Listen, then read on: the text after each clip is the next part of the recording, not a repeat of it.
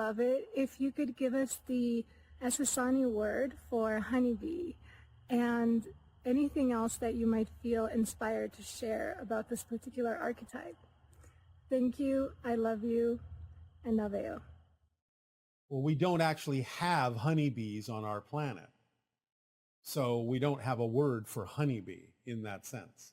However, there are animals that do form energetic webs, energetic connections to different forms of life on our planet. So we suppose that would be a relative equivalent. In our ancient language, they are called a type of seed that goes back to the idea of the original seed that formed the telepathic web between us all, and therefore they are referred to as Shaviqua, which means the light seed, the seed that connects us all in webs of light. So Shaviqua can be the closest analogy to the idea of that which connects all and spreads that vibration throughout a society, throughout an ecosystem, so to speak. So Shaviqua can be the closest analogy to the concept of a honeybee in that context. Bashar, thank you so much for speaking with me today. You've just been a lighthouse to me in my life, and I'm so grateful for this opportunity. It is our deep appreciation to co-create this interaction with you. What would you like to discuss this day? So it's been my highest excitement to puzzle together the true story of Lilith. I feel there's some crucial insight I'm missing. You have said before that she may come through at some point to tell her own story. Is there any clue you can give me to better understand her and her significance?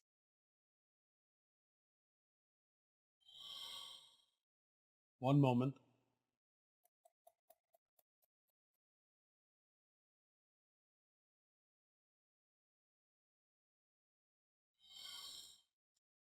Connections to nature are of prime importance to understand the story of Lilith. The idea of Lilith is someone who expresses an energy that is not dissimilar from the idea of the future hybrids that are connected very strongly to nature and who go through different levels of mastery to connect more strongly with all expressions of physical and non-physical reality. So Lilith is a story of self-empowerment, especially for the female energy expression on Earth. And so investigating and adopting anything that has to do with the expression of self-empowerment as an expression of your natural self will help you move forward in understanding the story of Lilith. Does that help you? That is so brilliant. Thank you so much. Yes, I will need to take some time to digest that. That's just brilliant. Thank you. All right. So speaking of creation, 11 months ago, I co-created a beautiful daughter, Aluka, in a non-traditional way. I believe she has strong Esani connections. Could you tell me something about her galactic connections, life theme, or soul contracts? She is a strong teacher, does have hybrid connections, and connections to other extraterrestrial sources, especially Sirius and Pleiadian. In time, this being may be involved in some interactions with the hybrid children that will come to Earth to live among you eventually, among humanity. But for now, it is premature, still developing and still growing. Amazing, thank you. Speaking of the hybrid children, I have 7 hybrid children, and I know that there is a timeline where we could, meet in my lifetime. Are they sort of paused in childhood, or is there until they're integrated on Earth, or are they going to age in a way we understand it? They will to some degree age, but they will not appear to age in the same way that humans do. The idea is that they are much longer lived, and the idea is that they don't necessarily deteriorate as they age, as they mature. So they may still seem very young even when they have achieved a greater age. Yes, yes. And in terms of the potential of the timeline where we could have contact with them in a physical way, is that strengthening in possibility as we move through the window of open contact? Yes, for those along that path, it is something that at the outside would probably not take longer than about 20 of your years at the outside. Wow. Oh, that's so exciting. Oh my goodness. I recently returned from powerful vortex sites in Sedona and Chilca, Peru. I'm excited to see if I can map portals and vortexes around my home state of Victoria in Australia. Do you have any recommendations about vortexes in Victoria or Australia? Well, obviously, an extremely powerful major vortex is in the idea of what you call Ayers Rock. Yes? Yes, yes. The Alice Springs area. But there is also a major electromagnetic vortex in the area known as Pine Gap. Oh, I was just reading about that yesterday. How synchronous. Is that, is that similar to an Area 51 Yes. energy? Yes. Yeah. Oh, wow. And there is, in fact, an underground base there. Unreal. Oh, my goodness. So thank you for that information. That's a beautiful synchronicity. I am going to go there, Bashar. Oh, all right. Have fun. Yes, I will. If you are sensitive to it, you may be able to actually physically feel the electromagnetic vibrations that are in that area in certain places, especially when you pass between large rock formations on the road. Amazing. I mean, for some reason, I had felt that Australia didn't, was not such, like, as I returned from Sedona and Peru, I felt so invigorated by the vibrations there, and I felt a little bit disheartened when I came back to Australia, and I decided that that wasn't a positive way to feel. So I want to be able to locate the high energy sites here, and Uluru, obviously, yes, I've been there. It's so fantastic. But Pine Gap, wow, I'm really interested to. All right. To go there. Thank you. Have fun in your explorations. I will. I will. You may actually also wish to actually take a device that can read electromagnetic energy with you. So, okay, I haven't. I will locate one of those devices. Absolutely. I wonder if I could take that with me to more sites as well. This is really exciting. Yeah. Yes, you can. Yes. You can. Yeah. But you can calibrate it based on what you experience in Pine Gap. Very good. So do you know, I can just research where to get one of those devices. Yes. Yeah. Okay. Amazing. Thank you so much, Bashar. Yes. You're welcome. I've got two more questions, but stop me if I'm going too much. Recently, I have been integrating my multidimensional selves. I've connected to counterparts in Orion, World War II, sort of ancient Roman Judea, and I'm starting to have strong impressions related to more recent military episodes in the Middle East, which seems odd to me because it's contemporary. Are these counterpart experiences, or is it a montage of media I have digested in my life? There is some counterpart experience you are picking up on, yes. Oh, okay. It is a counterpart that is more strongly living out some of the ancient Orion connections. Yes, yes. Beautiful. That makes perfect sense. Yeah, it was that last, it felt very aligned to the Orion story. Yeah. Yes, there are many stories that are playing out on your planet at this time. Many different stories, a true melting pot of different stories from different directions, all using the Earth cycle vibration to attempt to change the ending of those stories in a more positive way. But first going through great darkness. How extraordinary. I mean, I do feel as I move through time that I'm much more able to viscerally connect with the experiences and the lessons of my counterparts. And that is just absolutely mind-blowing. Yes, and they from you, and they from you. Yes. Yeah. I mean, yeah, how extraordinary. Reality is So just... the more you are yourself, the more you are yourself, the more you help them have something to draw upon to help them as well. Yes. And I guess what is the appropriate amount of focus? I mean, you know, I don't want to get lost in that world because obviously I... Follow the formula. Formula. Yes. Correct. Yeah. Yes, absolutely. And your final question? My final question. I feel that I have for many years been weaving together a tapestry about the divine feminine so I can write about it. I cannot tell anymore if I'm fixated on this idea because I've held it for so long or whether I should keep pursuing this path of writing. Help me out, Bashar. Is it representative of your passion? It is. I'm very passionate about that story. Then doesn't that tell you to keep going?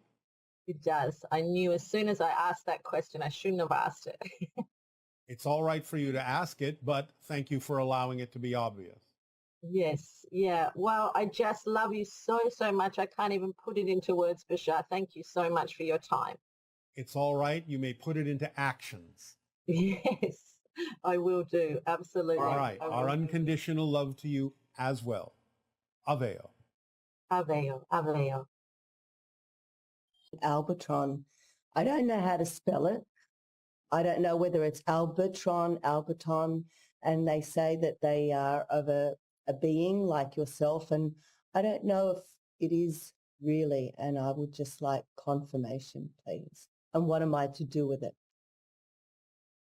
If you feel like you wish to channel, if that is a passion of yours, then the idea is to gain practice by channeling for people who have questions so that the information comes through you and grounds into them so that you can get out of your own way. Are you willing to do this? Yes.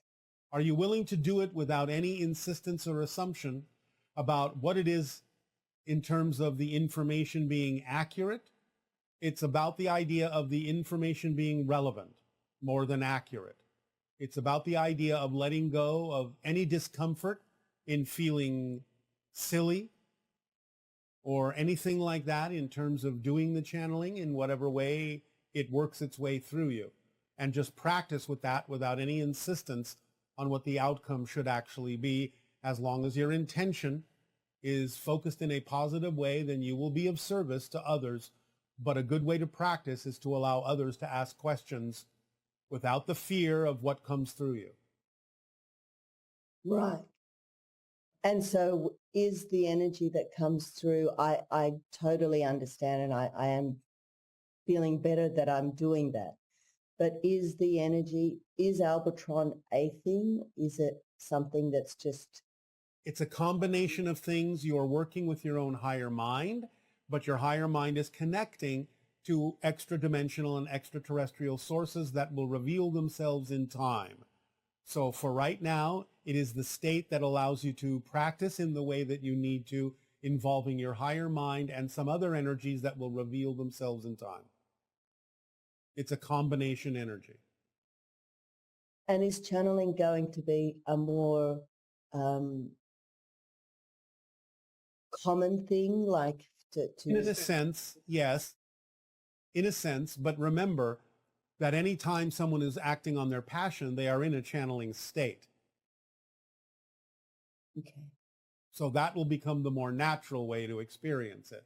But nevertheless, yes, there can be more communication through the idea of channeling as a way in which information can be delivered to your world to see if humanity is ready to receive such information and apply it in their lives, which make them more likely to experience contact in the future. Right. And the way you channel to Darryl... I don't channel to Darryl, I channel through Darryl. Through Darryl, right. So you've been there, and your messages I just can't get enough of. And the commonality is, the common thing is that just to love yourself, the most simple thing to do, but we find it so difficult as physical human beings. Yes, and to follow the formula that we have shared with all of you, because that's a literal distillation of how you create your reality experience. It's just like an instruction manual. If you follow the instructions, your reality will work to your advantage. Okay. That's all there is to it. It's that simple. And it's too simple because that's why we can't follow it. Yes, many of you believe it has to be more difficult than that, and that's all right. But that's an old idea that you're coming out of. So my last question is, in the next 5 years, will our world change with the way we are, the way we think? For many people, yes, according to certain events that may have a high probability of happening with regard to contact over the next few years. But for other people, no. It depends on what path you are on. Okay. So just be on the path of yourself and you'll be fine. Okay. Thank you so much, Bashar. I'm very honored. Thank you so much. It is our passion and our pleasure. Good day, Aveo. Good day. Hi, Bashar. I have a quick question. First, I want to say I love you. I've watched you for many, many years. I watched you back before I even knew what you were talking about. I know what you're talking about now. So my questions. I want to know, is there a reason why people are born in the area they're born in, whether it be the town, the city, the state, the country? And why do we choose to stay there? Is there something higher vibrational that we're there for, to learn, to do? Why we get stuck there? And also, I kind of want to know what's going to happen with you and your teachings and your journey once Darryl chooses that he's fulfilled his journey here. Those are my questions. Thank you. Yes, you choose those things. You choose the places to be born for your own reasons and for the lessons that you believe you need to learn to walk the path you have chosen to walk, to be yourself. Some people will choose to stay in the area. Some people will choose to move around. Some people will use it as a home base. But the idea is, yes, you choose the places you are born for your own reasons because they help you move in the direction that you really need to move if you use it that way. The information that we deliver through this channel will continue in a variety of ways. It can be put into many different forms and repurposed over and over again. And the idea is that the channel himself will also deliver more depth of a lot of the information that we have shared with you on his own in the form of classes and all sorts of other kinds of methodologies of putting out information. So the information will continue. And the information will continue until such time as contact actually occurs when we can share the information with you more directly. But it will continue in a variety of ways. So we cannot necessarily say exactly and precisely all the ways that that may occur, but the information itself is indestructible and can be output in a variety of methodologies that will reach different people who are waiting to hear it and receive it along a variety of different ways because of how they were oriented, because of how they are willing to receive energy and information.